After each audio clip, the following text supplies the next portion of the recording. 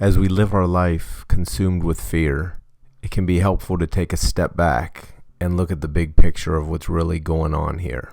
In this quantum simulated reality that we inhabit, we've lived countless lives and will live countless more. And with this understanding, we can see the big picture and live according to it instead of being engulfed with all the negativity which is seemingly everywhere.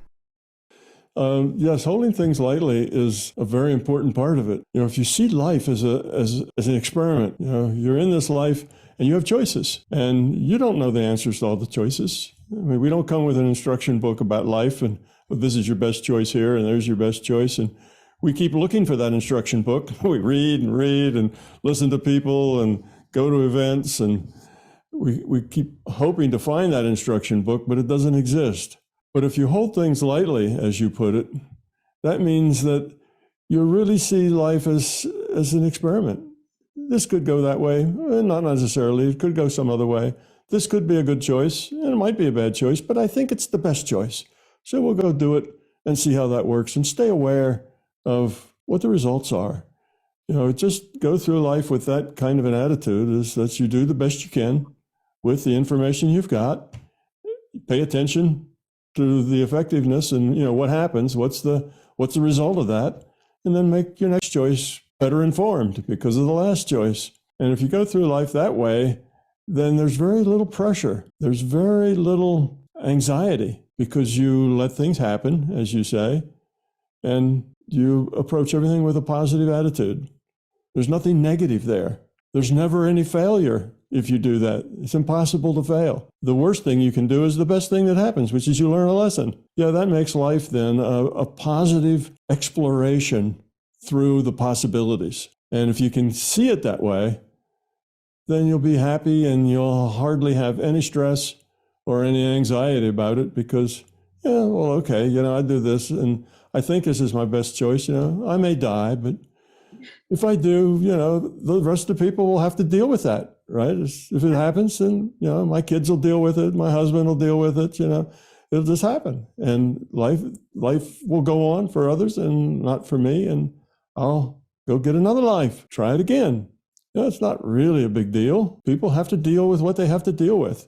So you make your choices, say, well, I think instead of just staying home and seeing what happens, I'm going to go see a doc and see if there's maybe something they can do about it. Well, that's a choice. So then you go do that. And, then you make your next choice and your next choice. But being fearful about the unknown, being fearful about not making the right choice and making mistakes, being fearful about, that you would die and leave other people. And how would they get along without you? Well, they'd have to get along without you, and they would. And their life would go on, and, other things would happen, and eventually it's memory, and it's fine. So there really isn't anything that has to end up badly. And there's a lot of joy in that. There's really nothing in life that has to end up badly. Everything's okay. As long as you are honest and skeptical and trying to do the right thing, then by definition, everything in your life is all right. Well, no anxiety. There that goes. No worries.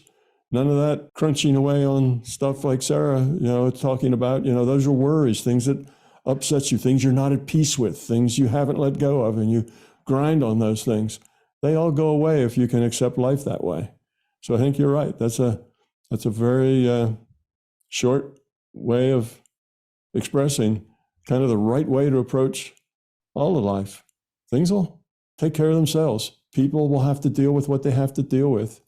Okay, everybody, in your family now are all adults. You don't have any little children anymore. Well, they can deal with things.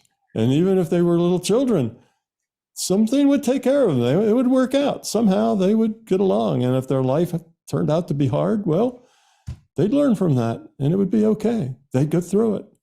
People deal with hardships and come out the other side all the time.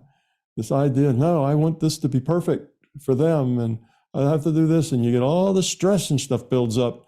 And you let all that go and say, it'll all work out. Everything will work out fine. So you leave maybe young children behind because you get a disease and you die. Well, that's not the way you thought life should be.